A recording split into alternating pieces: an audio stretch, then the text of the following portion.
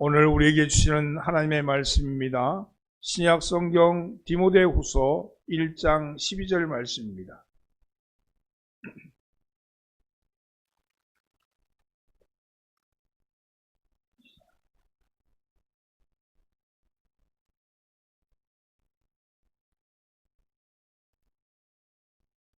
한 목소리로 봉독합니다. 이로 말미암아 내가 또 이 고난을 받되 부끄러워하지 아니함은 내가 믿는 자를 내가 알고 또한 내가 의탁한 것을 그날까지 그가 능히 지키실 줄을 확신함이라. 아멘. 할렐루야. 옆에 인사 나오시죠? 잘 나오셨습니다. 옆에 다시 한번 무사하셨군요.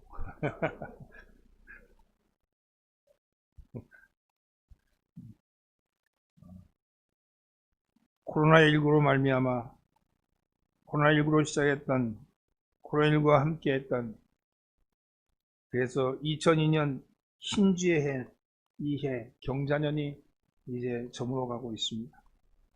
올해 코로나19 바이러스가 전 세계를 위협하면서 인류를 공포에 몰아넣었습니다. 국민의 입에서는 감염병 세계 대유행을 뜻하는 팬데믹이라든지가 비대면을 뜻하는 언택트라는 그런 생소한 단어들이 유행어가 되어버렸습니다. 그리고 지금도 코로나 바이러스는 종식되기는커녕 변형에 변형을 꾀하면서 백신 개발에 열을 올리고 있는 그런 사람들을 위협하고 있습니다. 코로나 바이러스의 영향으로 내년도에도 국내를 비롯한 전 세계에 큰 변화가 가져올 것이 보여지고 그런 고난은 더해질 것 같은 전망입니다. 유럽에 패스트가 돌아와서 유럽 인구의 3분의 1이 죽었어요. 그때 시대의 변화가 왔어요. 문명의 변화가 왔어요. 아마 코로나19 이 바이러스가 지나가고 나면 문명의 대변혁이 일어날 겁니다. 돌아보면 우리가 사는 세상은 고난과 고통으로 꽉 차 있습니다. 리더스 다이제스트 기사 중에 어느 목사님이 목회하면서 가장 많이 들은 질문 9가지 중에 첫 번째 질문이 하나님은 왜 고통을 주는가 하는 질문이었다고 합니다. 갤럽 연구소에서 조사한 인생의 최대 문제 10가지 중에 첫 번째도 왜 이 세상에는 고난이 있는가 하는 그런 물음이었다고 합니다. 고난과 고통은 어느 날 갑자기 찾아옵니다. 어떤 사람에게는 원치 않는 병으로 찾아오고 어떤 사람은 뜻하지 않는 사고로 찾아옵니다. 또 어떤 분은 잘 되던 사업이 어려움을 당하기도 하고 잘 나가던 회사에서 밀려나기도 하고 믿었던 사람에 의해서 배신을 당하기도 합니다. 자녀들이 속을 썩입니다. 부부간에 문제가 생깁니다. 물질 관계로 시험을 당하고 파괴된 인간관계로 말미암아 가슴 아파합니다. 어떤 때는 너무 괴로워서 포기하고 싶을 때도 있습니다. 이럴 때 우리는 속으로 외칩니다. 주님, 하나님 참으로 살아계십니까? 하나님은 참으로 나를 사랑하신 분이십니까? 하나님은 왜 보고만 계십니까? 하나님 언제까지입니까? 이렇게 외치죠.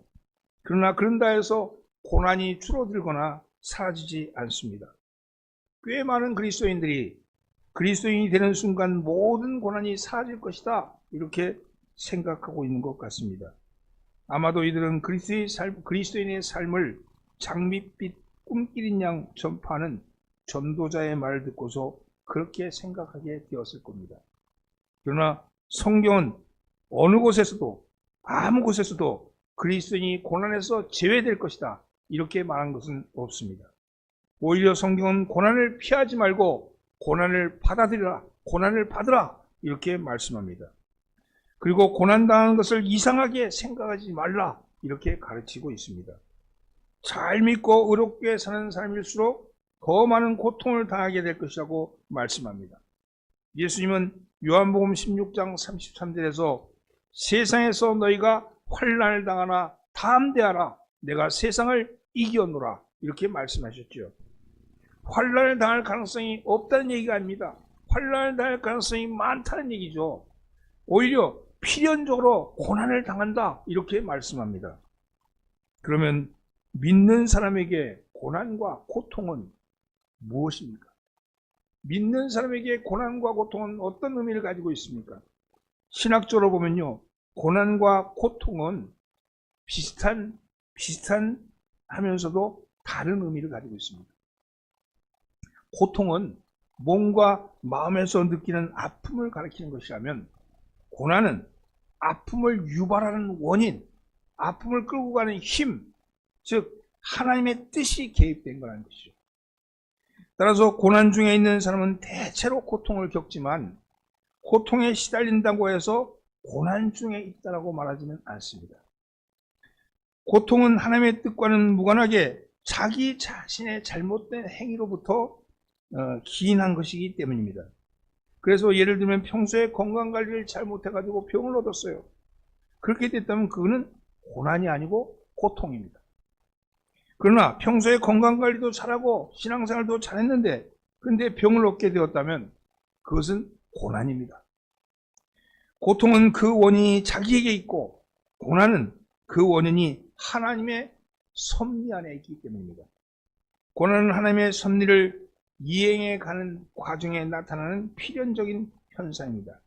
대표적인 예로 여러 사람이나 성경에는 고난당한 사람의 모습이 구약과 신약에 여러 명이 나오지만 대표적인 사람 두 사람을 꼽으라면 요셉과 바울입니다.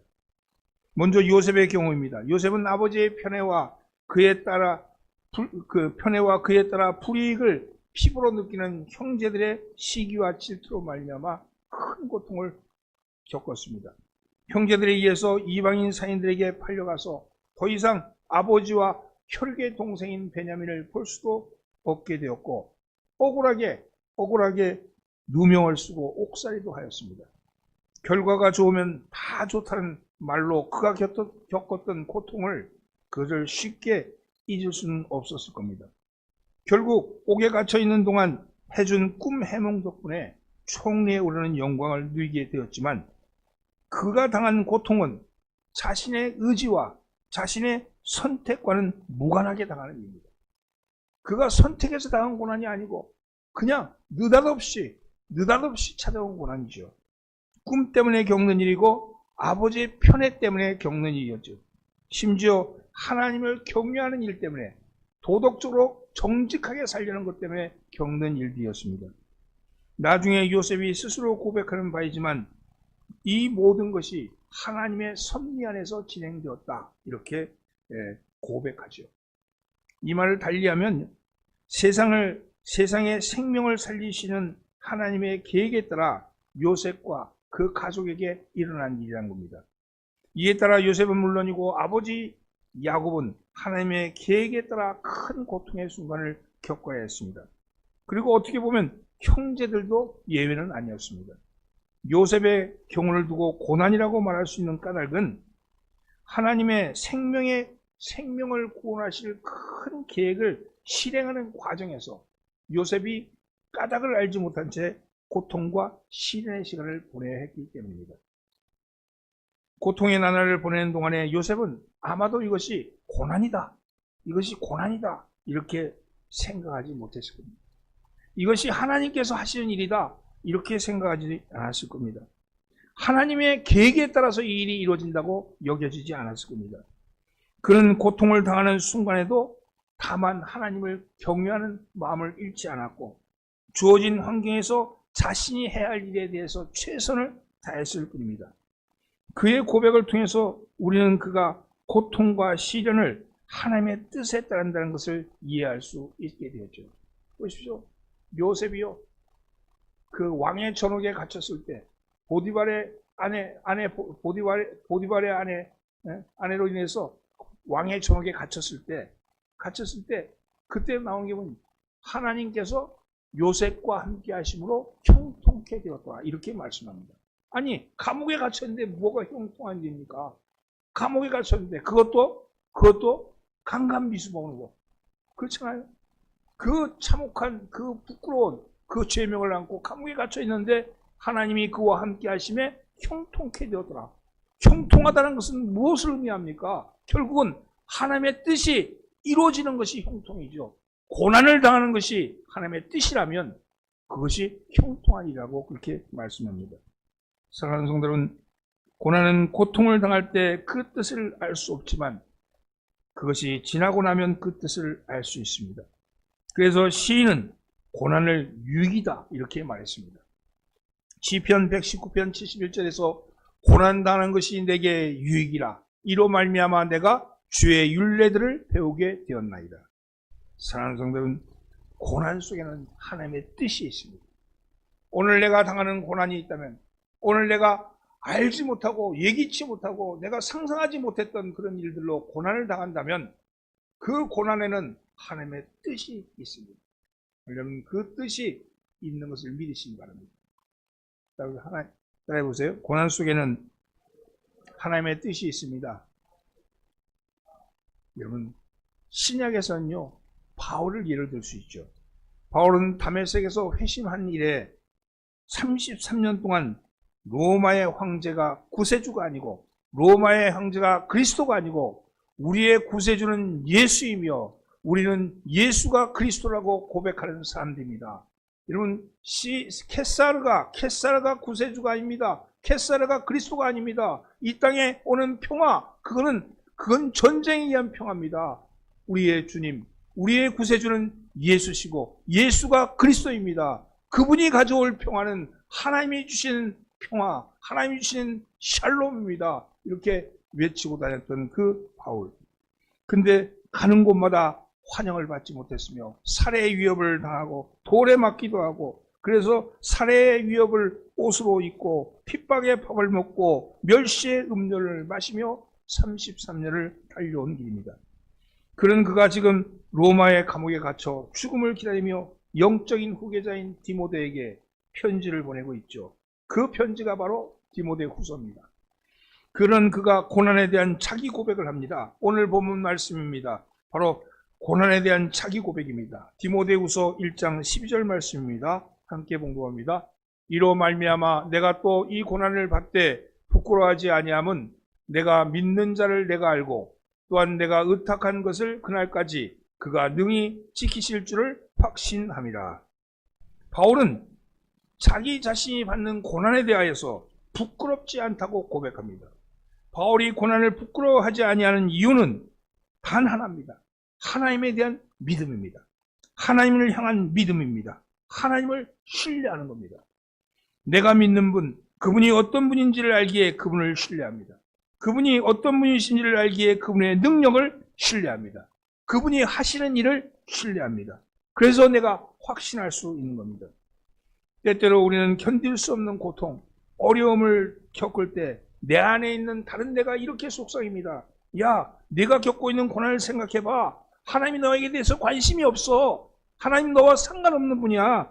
내가 이렇게 힘든 일을 겪고 있는데 하나님은 아무 일도 안 하시잖아. 하나님은 너를 구원해 줄 능력이 없어. 뭘 하나님을 믿어? 이런 얘기가 속삭여지죠.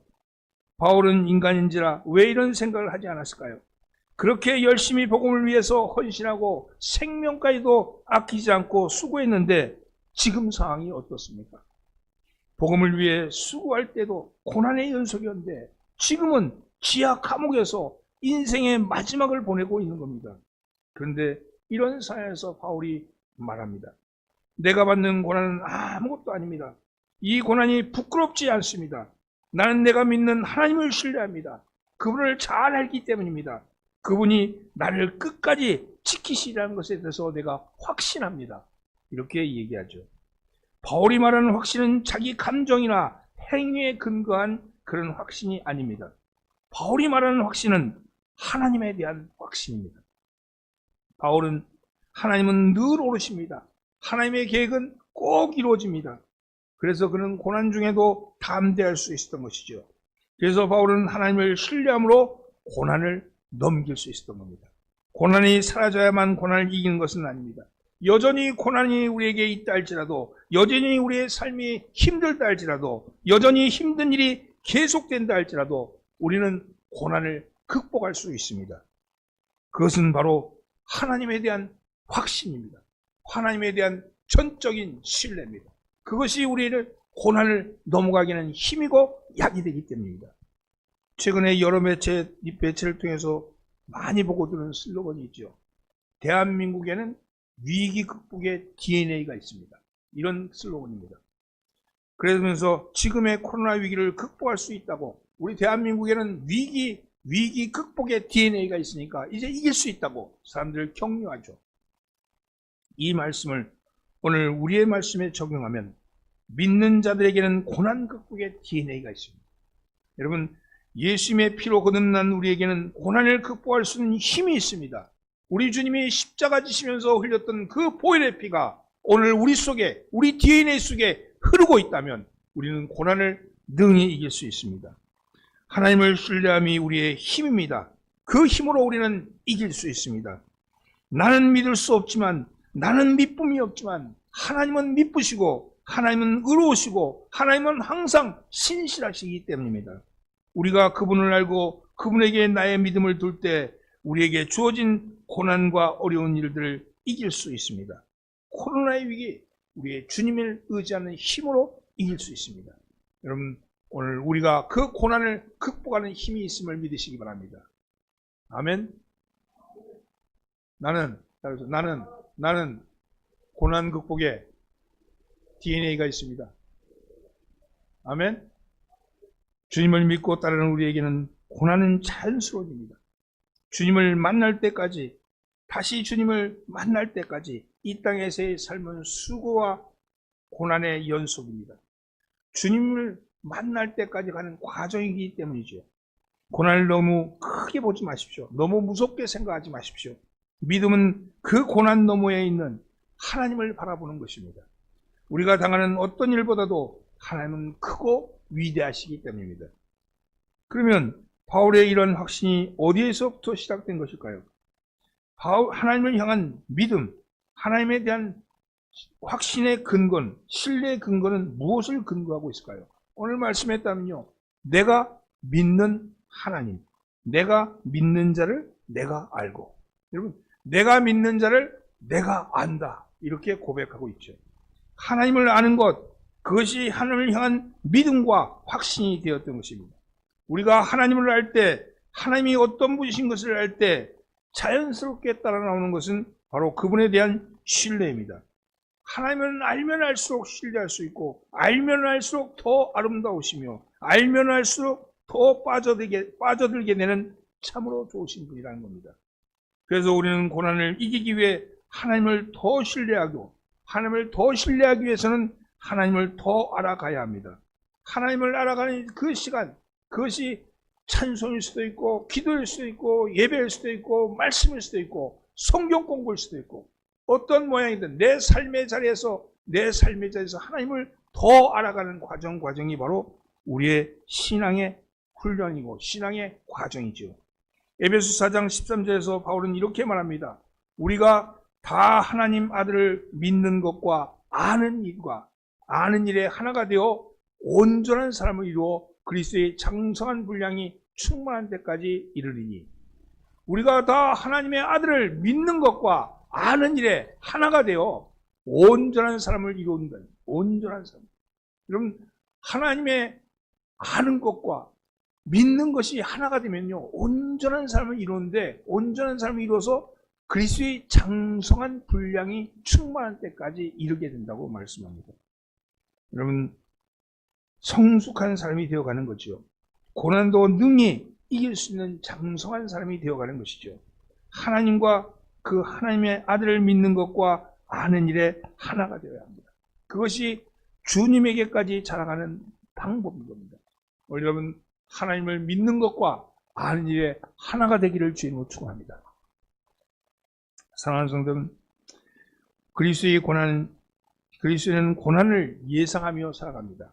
그러나 성도의 고난은 일시적이며 장래의 영광에 비교할 수 없이 가벼운 것입니다. 우리가 고난을 당할 때 인간적으로 참 섭섭하고 낙심하지만 그것이 하나님의 뜻인 것을 미처 깨닫지 못할 때 오는 현상이죠.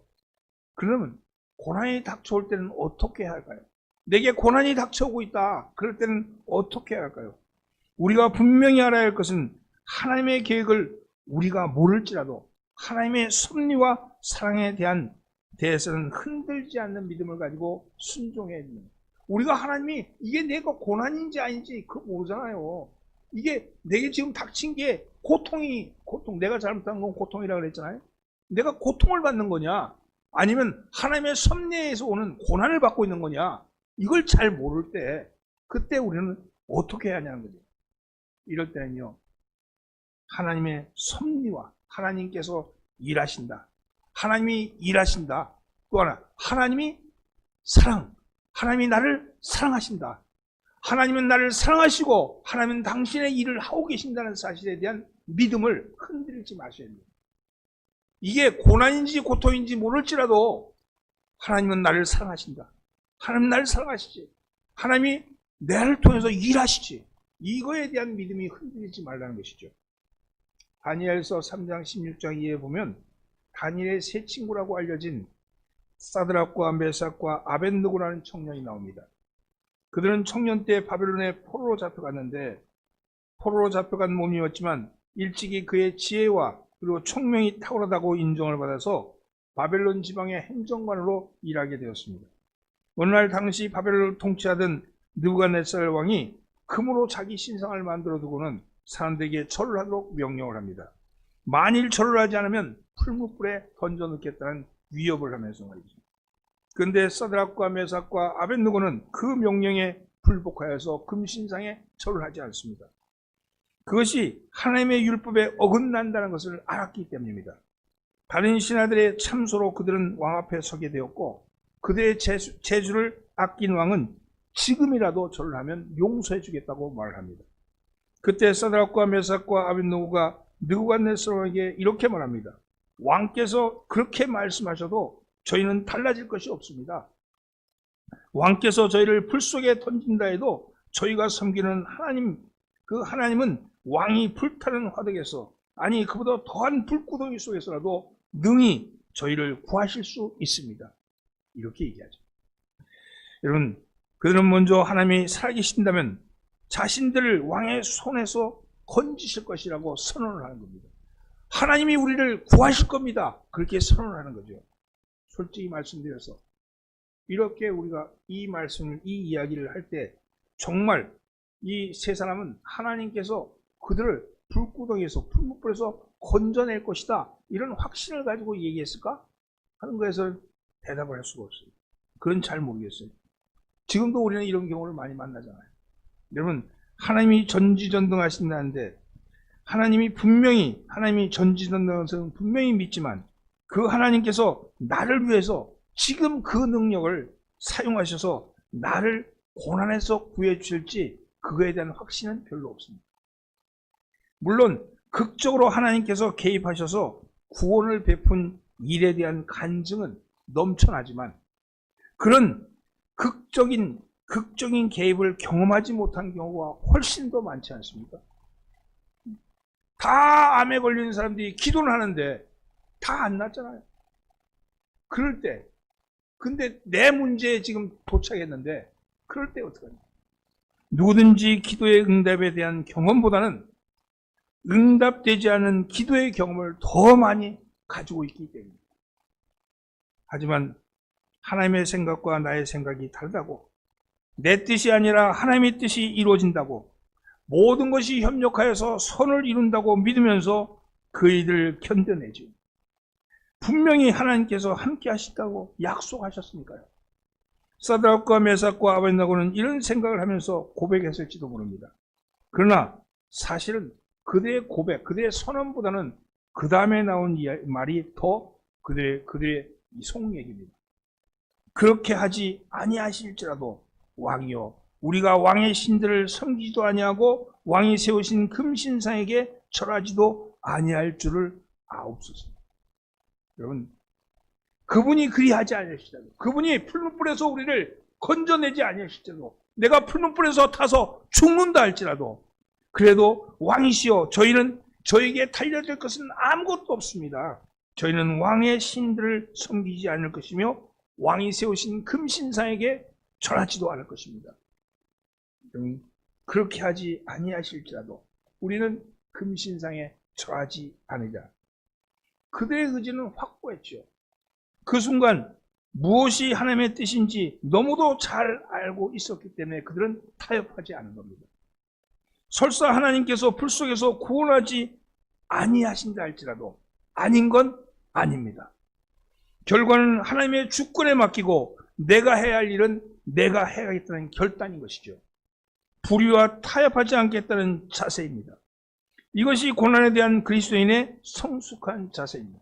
하나님은 하나님의 일을 하시고 나는 내 일을 합니다. 왜?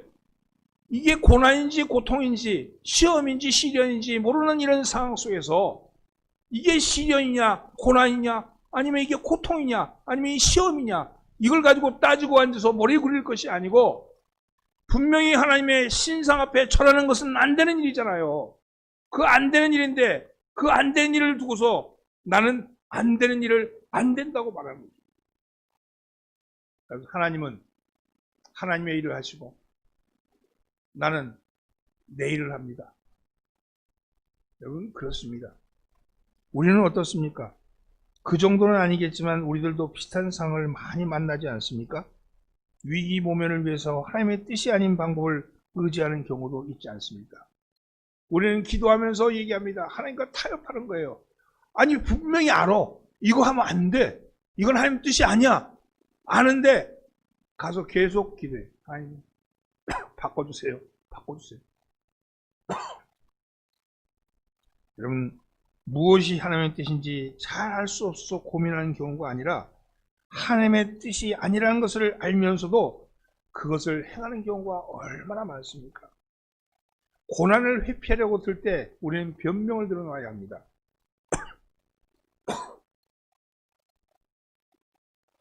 그래서 쉽지 않겠지만 이들처럼 고백하고 행동으로 옮기셔야 합니다. 사실 결과의 성공 여부가 아니라 과정에서 편법으로 위기를 모면하는 지혜가 아니라 고난에 맞서는 고뇌와 결단에서 하나님의 하나님 되심, 하나님의 주인 되심이 드러나는 것이죠. 좋은 게 좋은 것이 아니고 아닌 것은 아닙니다. 사랑하는 성도 여러분, 우리 인생에 의미 없는 고난은 하나도 없습니다. 비록 우리가 이 고통을 당하면서 이 어려움을 당하면서 이것이 하나님의 뜻에 따른 고난이냐 아니면 내가 한 일에 대한 인과응보냐 이런 고민을 하고 있을지라도 비록 인과응보로 시작된 고통이라 할지라도 내가 하나님 앞에 나를 매달리면서 하나님이여 이 잘못을 용서해달라고 보십시오. 하나님이 선을 이루시는 하나님이라고 했잖아요. 그렇잖아요. 지난주 설교에서 아우구스토가 호적 명령을 내렸는데 그 명령이라는 것이 유대인들에게는 고통스러운 거였지만 그리고 요셉이나 마리아에게도 그 고통의 길을 걸어가야 했지만 그 일을 통해서 하나님은 400년 전 미가 선지자의 말씀을 이루시잖아요. 여러분 악을 행하는 모든 것들을 통해서 하나님께서 하나님의 뜻을 이루어 가시는 하나님인 것을 믿으시기 바랍니다. 여러분 고난을 당할 때 즉시 고난의 의미를 깨닫지 못한다 할지라도 하나님은 좋으십니다. 하나님은 날 사랑하시지. 하나님은 좋으신 분이지. 내가 잘못했던 그 잘못을 회개하고 주님 이 잘못되고 어그러진 모습이지만 다시 한번 새 힘을 주십시오. 다시 한번 일어날 수 있는 하나님 계기를 마련해 주십시오. 그렇게 기도하고 여러분 협력하여 선을 이루시는 하나님을 의지한다면 고난은요 의미가 있습니다. 오늘 우리의 삶 속에 고난은 의미가 있습니다. 이 땅에 있는 교회가 당하고 있는 이 코로나19로 말미암은 여러 가지의 현상들 이것도 의미가 있습니다. 의미가 있습니다. 하나님이 이 일을 통해서 이루시고자 하는 바를 이루어 가신다는 사실을 기억하시기 바랍니다. 여러분 하나님은 좋으신 분이라는 사실이죠. 하나님은 옳으신 분이라는 사실이죠. 옆에서 인사하죠. 하나님 좋으신 분이십니다. 말씀을 정리합니다. 바울은 디모데에게 고난받는 나를 부끄러워하지 말고 하나님의 능력을 따라 고난을 받으라 이렇게 말씀합니다. 그러면서 자신도 고난을 부끄러워하지 아니한다고.